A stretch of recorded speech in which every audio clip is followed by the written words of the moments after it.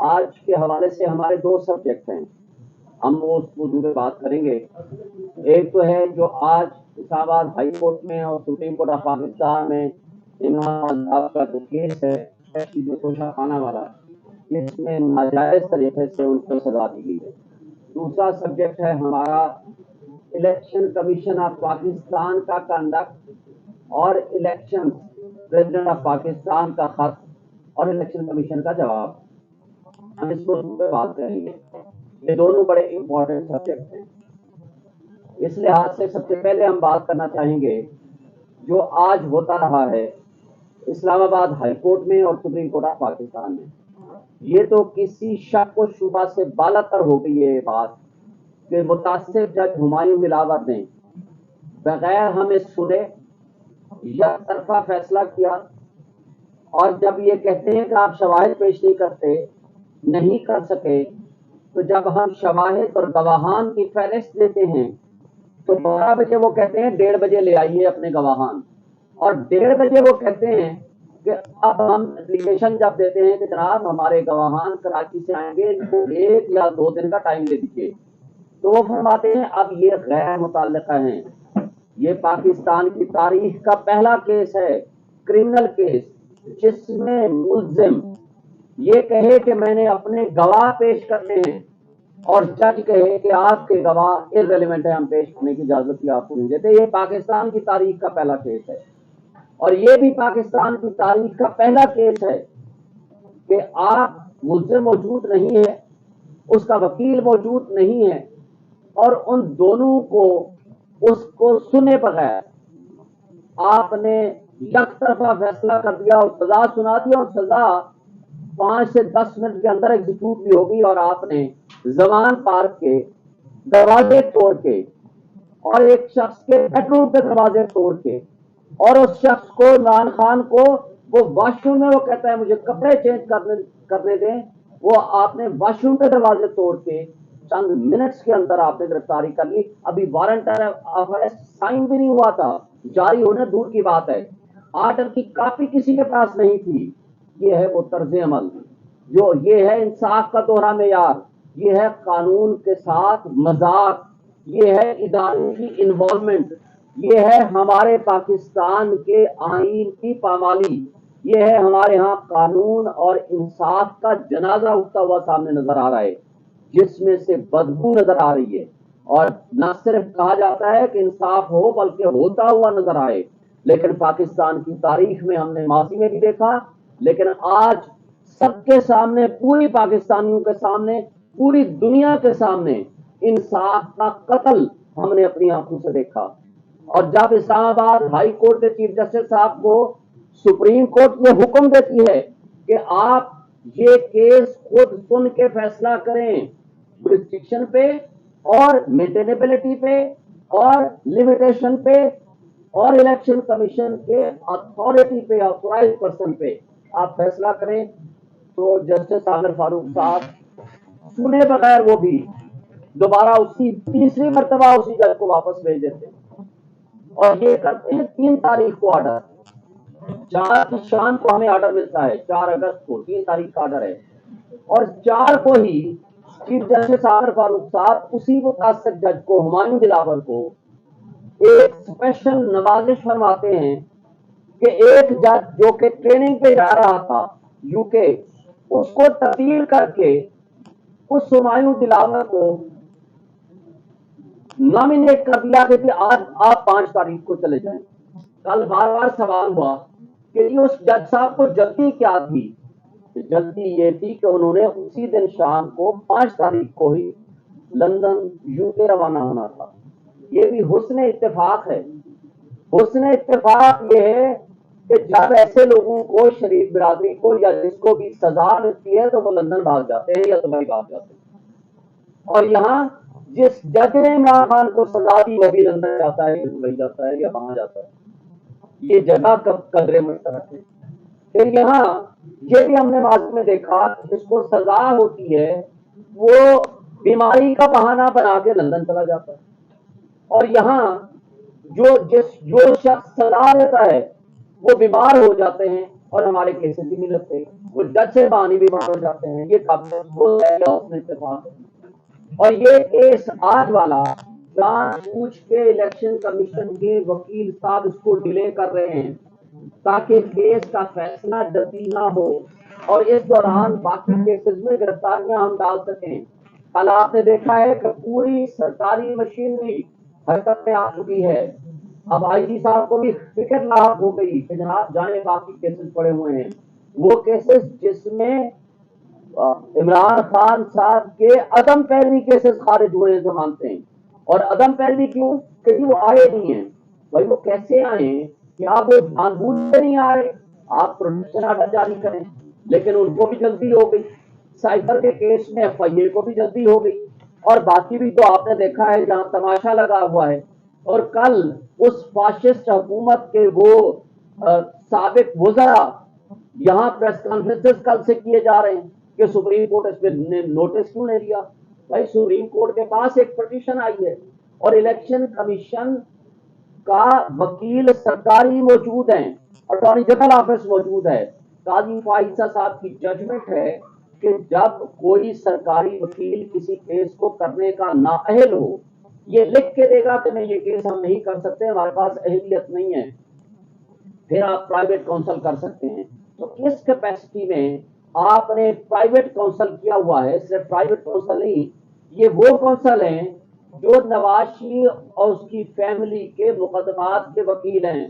ان کو election commission کتنا impartial ہوگا، کتنا وہ ایک لحاظ سے غیر جانبدار ہوگا کہ وہ نواز شریف کی فیملی کا وکیل ہی ان کو پرائیویٹ وکیل ملا ہے جو آ کر کے یہاں مقدمہ لڑے، اور وہ مقدمہ جو 5 سے 10 منٹ اور آدھے گھنٹے کا کیس نہیں ہے، کیونکہ ضمانت دینے اور سینٹینس اور ججمنٹ کو سسپینڈ کرنے کے لیے بیسک سے پرنسپل دیکھے جاتے ہیں، اور یہاں تو پرنسپل نہیں، سب کچھ غیر قانونی آپ کے سامنے نظر آ رہا ہے۔ وہ سننے کی بجائے آج سارا دن وہ جناب کتابیں پڑھے جا رہے ہیں، چلو بھائی پڑھ لو تم یہ بھی، لیکن قابل افسوس بات یہ ہے کہ سپریم کورٹ کے حکم کو اسلام آباد ہائی کورٹ نہیں مانتا، اسلام آباد ہائی کورٹ کے حکم کو ڈسٹرکٹ اینڈ سیشن جج نہیں مانتی، اور ہم لوگ جو پچھلے 18 دن سے غیر آئینی اور غیر قانونی طور پر پابند سلاسل رکھا ہوا ہے کہ ایک دن کا بھی، ایک گھنٹے کا بھی حساب دینا پڑے گا، خراب کر سکتے ہیں۔ اور اس کیس میں وہ توشہ خانہ جو ان لوگوں نے جو شاہد خاقان عباسی ہو، نواز شریف ہو، تمام لوگوں نے وہ گھڑیاں بھی لیں اور ان کو ڈکلیئر بھی نہیں کیا، اور اس سے بڑا جرم گاڑیاں لی جو خلاف ضابطہ خلاف قانون وہ لے نہیں سکتے تھے، کیونکہ قانون میں لکھا ہوا ہے کہ گاڑیاں کوئی شخص نہیں لے گا۔ مریم نواز نے گاڑی لی، منصور عوان کا پروگرام آپ سب نے دیکھا ہے، ماشاءاللہ آپ سارے صحافی اور سوشل میڈیا کے دوست بیٹھے ہوئے ہیں، اور اس کے ساتھ زرداری صاحب نے 3 گاڑیاں لی، نواز شریف نے 1 گاڑی لی، یوسف زرداری نے 1 گاڑی لی، 2 نہیں لے سکتے، نیب کا کیس بنا اور نیب کے کر کے وہ ریفرنس ختم ہو گیا اور وہ کسی کورٹ میں نہیں پہنچا وہ کیس۔ اور جو مجرم تھے وہ بادشاہ بنا دیے گئے، جو مجرم تھے وہ مدعی بنا دیے گئے، اور جو مجرم تھے ان کے وکیل ہمارے خلاف وکیل ہیں الیکشن کمیشن کی طرف سے۔ یہ ہے الیکشن کمیشن کا کنڈکٹ اور اس کی امپارشلٹی، غیر جانبداری جو آپ سب دیکھ رہے ہیں۔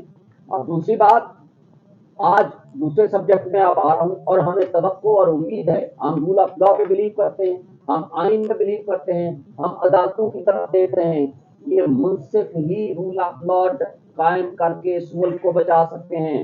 رول آف لا کے علاوہ دنیا میں کبھی کسی نے ترقی نہیں کی۔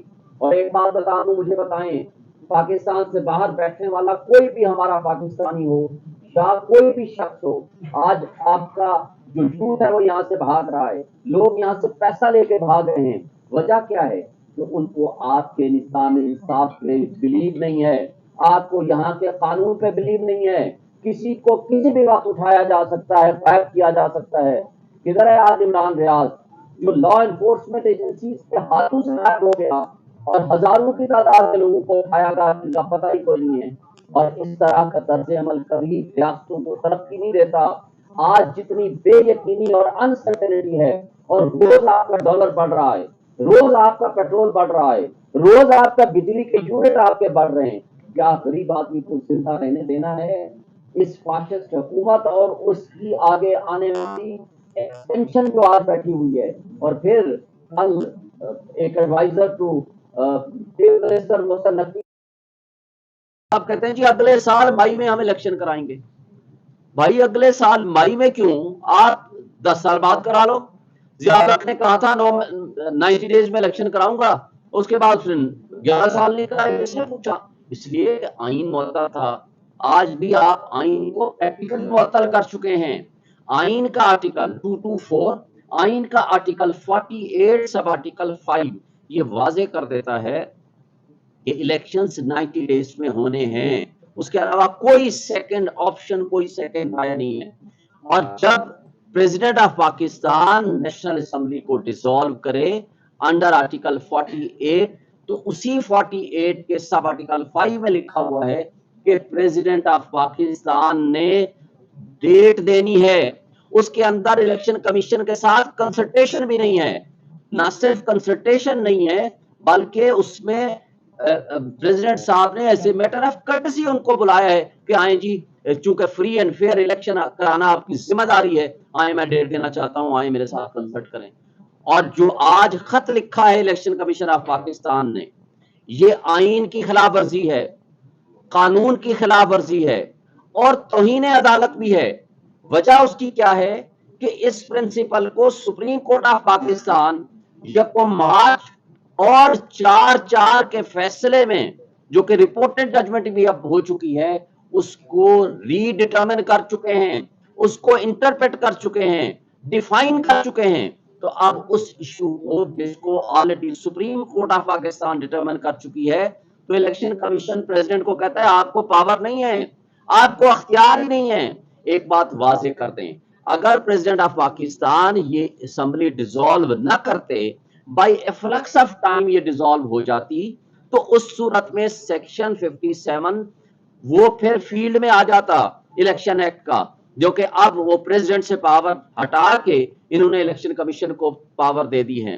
لیکن اگر اسمبلی ڈیزالو کر دے, ہاں وہ گورنر کرے تو گورنر, اور اگر پریزیڈنٹ ڈیزالو کرے تو پریزیڈنٹ ڈیٹ دینے کا پابند ہے under the constitution article 48 sub article 5. جو آئین ہوتا ہے اس کے تابع ہوتے ہیں تمام قوانین.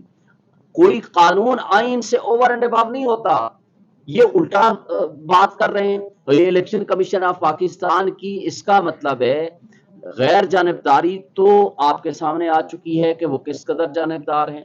اس کا مطلب یہ ہے کہ وہ جو فاشسٹ حکومت جس کا خاتمہ 9 تاریخ کو ہوا تھا شہباز شریف کی زیر قیادت, اس کا مطلب ہے کہ ان کے ساتھ مل کے انہوں نے سازش پلان کی تھی تاکہ ہم نے الیکشن ود ان ٹائم نہیں ہونے دینا. یہی وجہ تھی کہ کل سے بڑی تکلیف ہونی شروع ہو گئی ہے. اس کے باوجود دو پولیٹیکل پارٹیز نے آج ہمارے اس مطالبے کو ایکسپٹ کرنے کا فیصلہ کیا ہے, جس میں پاکستان پیپلز پارٹی اور جے یو آئی. یہ الگ بات ہے کہ میں بابانگ دہل آپ کو کہتا ہوں کہ پیپلز پارٹی کا کنڈکٹ بالکل وہ دوغلا رہا, منافقانہ پالیسی تھی کہ جب آپ سینسس کے ایشو پہ خود کہتے رہے, وہ تو peoples P M L N کے لوگ بھی کہتے رہے کہ جناب ہم نے پرانے مردم شماری پہ الیکشن کرائیں گے, لیکن مراد علی شاہ کی اپنی بات اور پیپلز پارٹی والوں نے کہا کہ ہم نے پرانی مردم شماری پہ کرائیں گے, ہم جا کر مخالفت کریں گے. پھر وہاں مخالفت کیوں نہیں کی؟ آپ نے ایک بارودی سرنگ خود بچھا کر گئے ہیں جمہوریت کے خلاف, اور پھر آج آپ کہتے ہیں 90 ڈیز میں الیکشن کرا دیں. کیسے ممکن ہے؟ لیکن بہرحال جس کو کہتے ہیں دیر آیا درست آیا, اگر ان کو یہ احساس ہو گیا ہے تو ہم جمہوری طاقتوں کو ویلکم کریں گے کہ ہمارے اس مطالبے کے ساتھ کھڑے ہوں. اس کے باوجود کہ آج ہمارے چیئرمین جیل میں ہیں, اس کے باوجود ہمارے ہزاروں کی تعداد میں ورکرز جیلوں میں سڑ رہے ہیں, اس کے باوجود ہمارا سینکڑوں ہزاروں کی تعداد میں لوگوں کو اٹھایا ہوا ہے, ان کو کاروبار بند کیے ہوئے ہیں, ان کو کام نہیں کرنے دیا جا رہا, اور اس کے علاوہ ان کی چار دیواری کی پامالی ہو رہی ہے. اس سب کچھ کے باوجود ہم اس بات کا مطالبہ کر رہے ہیں کہ آئین کے اندر دی ہوئی شیڈول کے مطابق اگر فری اینڈ فیئر الیکشن نہیں کرائیں گے تو یہ ریاستی کی جو بنیادیں ہیں وہ کھوکھلی ہو جائیں گی، ریاست نہیں چل سکتی. اور پھر اس جبر اور خوف کی فضا میں جو آپ الیکشن کرانے جا رہے ہیں اس کو کم کریں، اس لیے کہ الیکشن کی اگر شفافیت پہ انگلی اٹھ گئی تو آپ کے پاکستان کا بہت بڑا نقصان ہوگا، پاکستان کی عوام کا نقصان ہوگا، پاکستان کی ریاست کا نقصان ہوگا، اور ریاست کا نقصان ہمارا نقصان ہے. اس لیے کہ آج پاکستان کی 80% عوام اس کے باوجود جو کچھ یہ کر رہے ہیں، جس طرح جبر و تشدد کر رہے ہیں، اس کے باوجود آج عمران خان اور پی ٹی آئی کے ساتھ کھڑی ہے. ہم اس ملک کی بقا چاہتے ہیں، ہم اپنے اداروں کو بھی یہ میسج دینا چاہتے ہیں، ہم ملک کی اسٹیبلشمنٹ کو یہ میسج دینا چاہتے ہیں، خدارا آگ سے کھیلنا بند کریں، پاکستان کی تاریخ سے سیکھیں. پاکستان میں 1960s میں اگر 70s میں اگر آپ نے سیکھا ہوتا تو ہمارا ملک دو لخت نہ ہوا ہوتا، آج ہم اکٹھے بیٹھے ہوتے. آپ کسی کی دشمنی اور کسی ایک بندے کی انا کے خلاف ایک بندے کی دشمنی میں اتنا آگے نہ چلے جائیں جو کہ آپ نے ماضی میں 16 مہینے یہ ایڈونچر کر کے دیکھ لیا کہ جس وقت آپ کے 24 بلین ڈالر آپ کے ریزرو تھے، آج آپ کے مانگے تانگے کے 4 بلین ڈالر ہیں. جس وقت آپ کی چلتا ہوا ملک بہترین 6.1% جی ڈی پی تھی، آج آپ کا 0.3% ہے اور آگے نیگیٹو ہو جائے گی. جب آپ کا ڈالر 170 178 کے درمیان فلکچویٹ کرتا تھا، آج آپ کا 320 میں نہیں مل رہا. یہ ملک کو غیر یقینی کیفیت سے نکالیں. آپ کے لیے ریاست امپورٹنٹ ہونی چاہیے، عوام امپورٹنٹ ہے. اور اگر جس طرح کی بے روزگاری بڑھ رہی ہے، جس طرح مہنگائی 12% سے اٹھا کر کے آپ نے 38% پہ پہنچا دی ہے، اور یہ آگے 38 تک نہیں رہے گی، یہ 78% پر جائے گی. لوگوں کے پاس کھانے کو پیسے نہیں ہیں، لوگوں کو آپ نے کس چکروں میں ڈال دیا ہے. اور آج کیئر ٹیکر جو سو کارڈ بیٹھے ہوئے ہیں، کیا یہ کیئر ٹیکر یا یہ نگران غیر جانبدار کہلانے کے قابل ہیں کہ جو سارے ٹارگٹ کر رہے ہیں، پوری پولیس، پوری لا انفورسمنٹ ایجنسیز، کسی طریقے سے عمران کو اور پی ٹی آئی کو ہم کرش کر سکیں. لیکن لوگوں کے دلوں سے محبتیں کیسے نکالو گے؟ آپ نے وہ ریفرینڈم دیکھ لیا پشاور کا، آپ نے وہ ریفرینڈم حویلیاں کا دیکھ لیا. اس وقت عمران خان صاحب جیل میں تھے. اس سب کچھ کے باوجود اگر لوگ عمران سے محبت کر رہے ہیں، لوگ آپ کی ان حرکتوں کے سے نفرت کرنے لگ گئے ہیں، اور نفرت کا اظہار ووٹ کے ٹائم پہ ہوگا. اس لیے یہ الیکشن سے بھاگ رہے ہیں. یہ ساری پیڑھیوں کی جماعتیں یہ نہیں چاہتی کہ الیکشن وقت پہ ہو اور ان کو شکست فاش ہو. ہم یہ کہتے ہیں کہ ملک کی خاطر خدارا سارے سٹیک ہولڈر سوچیں، تمام جمہوری طاقتیں بھی اپنے آپ کو ریکنسیڈر کریں اور اس ملک کی خاطر، عوام کی خاطر اپنے رویوں کو ٹھیک کریں. Thank you so much.